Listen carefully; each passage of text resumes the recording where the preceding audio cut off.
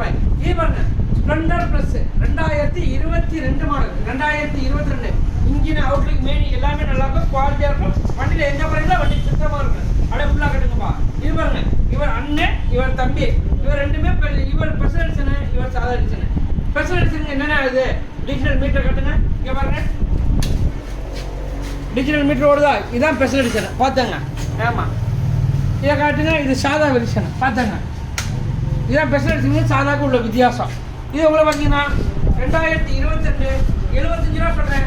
பணத்தோட வாங்க 72 ரூபாய்க்கு கிடைக்கும். எவ்வளோக்கு 72 ரூபாய்க்கு. இது 2022.